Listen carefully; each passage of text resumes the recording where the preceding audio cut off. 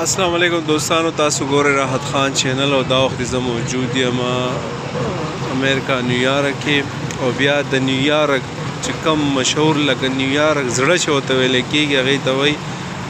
منهټن. نو دا دی منهټن، او دلته دا کومه ویډیو دا تاسو ته ما په نورو دغه کې هم ښودلی دي، دا نور داسې ډېرو ویډیوګانو کې مې هم درته دا ځای ښودلی دی. نن د یو عجیبه غونډه کې یو شیز ښیم، او دا داسې شیز دی چې په هغې باندې لکه کوم موږ سوال چوت کو او د خپل حکومت نه چوت کو، د خپل چې کوم د معیشت د کم اختیارمند دي د هغوی نه موږ دا تپوس وکړو که نه، او دا موږ حق لرو چې موږ د هغوی نه دا تپوس وکړو چې آیا موږ دونه شاته ولې پاتې شو، او زموږ سره چې دی نو موږ سره زموږ کوم ګاونډي ملک انډیا زموږ نه مخې ته ولې دومره لاړه. نو زه تاسو ته د هغې د کامیابۍ یو راز ښیم، د انډیا د کامیابۍ چې هغې کې هغوی لا لکه د خراج تحسین مستحق دی، هغوی چې د خلا د سیارې خیجئ او هغوی چې دا دونه ترقي کوي، خو ولې زموږ د حکومت ولې نشي کولی. زه تا ته یو معمولي شان د شیز ښیم، او مخې ته دا ټول ډېر شی دي، ټول منهټن کې دا لګېدلي دي، خو زه د اس یو نظر ښیم، تاسو یې وګورئ. دا ګورئ، دا میډ ان انډیا، دا د امریکې چې کوم د کډر لاینونه دي دا ګوره لګېدلي ځای په ځای، چې هغوی امریکا غونډه کې یو ترقي ملک چې کوم د کوم څونه ترقیاتي ممالک کې لکه دی نه بل غټ ملک نشته، هغوی چې کوم دي نو د دوی نه دا د وسپنې چې کوم د کډر لاینونه دا دوی دلته استعمالیږي د انډیا. نو هغوی معیشت په ترقي نه کوي، هغوی به زموږ نه مخې ته ځي نه، هغوی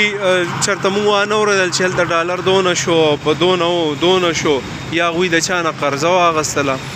نو دا صرف چې دی نو زموږ د دې ملک د خپلو مشران نه دا زموږ حق جوړېږي چې موږ د دې نه دا سوال وکړو چې آیا ولې موږ دونه شاته پاتې شو.